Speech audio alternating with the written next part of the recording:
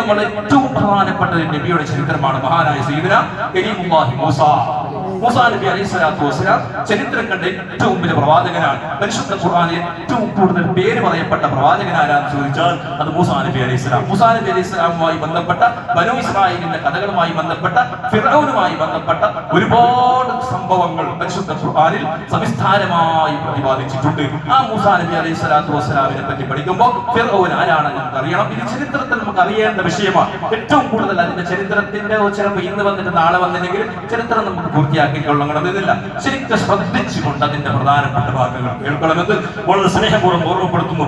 Egypt എന്ന് പറഞ്ഞാൽ പഴയ കാലത്ത് ഈജിപ്തിന്റെ പേര് മിസ്ർ എന്നായിരുന്നു. മിസ്ർ ഇപ്പോഴാണ് ഈജിപ്ത് എന്ന ചരിത്രത്തിൽ അറിയപ്പെടുന്നത്. പഴയ കാലത്ത് മിസ്ർ, അന്ന് പുരാതന കാലം മുതൽ തന്നെ മിസ്ർ എന്നുള്ളത് വലിയ പൗരാണിക കേന്ദ്രമാണ്. വലിയ വലിയ കോടീശ്വരന്മാർ, വലിയ വലിയ രാജാക്കന്മാർ വാഴിയ ഒരു സ്ഥലമാണ് മിസ്ർ എന്നുള്ള സ്ഥലം.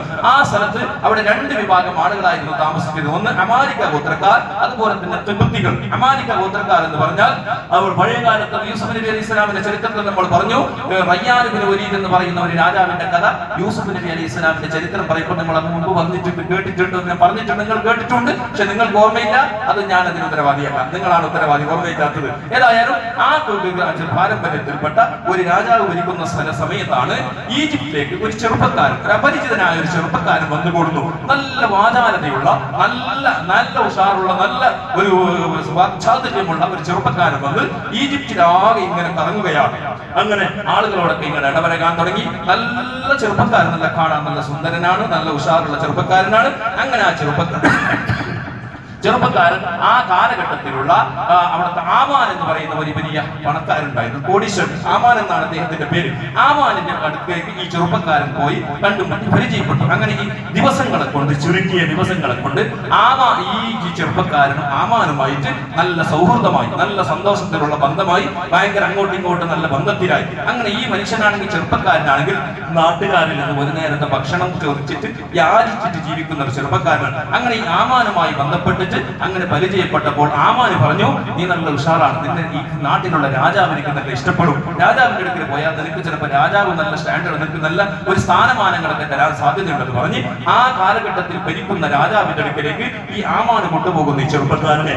അങ്ങനെ ആമാനും എന്റെ കേറോപ്പിലൂടെ ഈ ചെറുപ്പക്കാരൻ ആ കാലഘട്ടം രാജ്യം ഭരിക്കുന്ന രാജാവുമായിട്ട് പരിചയമായി, ബന്ധമായി, നല്ല സൗഹൃദമായി. അങ്ങനെ ഒരു ദിവസം മഹാരാജാവിന്റെ അടുക്കലേക്ക് പോയിട്ട് ഈ ചെറുപ്പക്കാരൻ പറയുന്നു, മഹാരാജാവേ, ഞാൻ ഏതോ നാട്ടിൽ നിന്ന് വന്ന ആളാണ്, ഒരു അഭയാർത്ഥിയാണ്.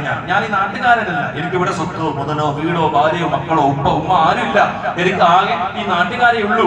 എനിക്കൊരു അത്താണിയായിട്ട്, ഒരു രക്ഷകനായിട്ട് നിങ്ങളെ ഉള്ളൂ. അതുകൊണ്ട് നിങ്ങളോടൊരു കാര്യം ഞാൻ പറയുകയാണ്. എനിക്ക് വേണ്ട, എനിക്ക് ഇനി മുതൽ ഇവിടെ യാചിച്ചിട്ട് ജീവിക്കാൻ ഇഷ്ടമില്ല. ജനങ്ങളോട് ഭക്ഷണം ചോദിച്ചിട്ട്, ജനങ്ങളിൽ നിന്ന് സഹായം ചോദിച്ച് ജീവിക്കാൻ ഞാൻ ഇഷ്ടപ്പെടുന്നില്ല.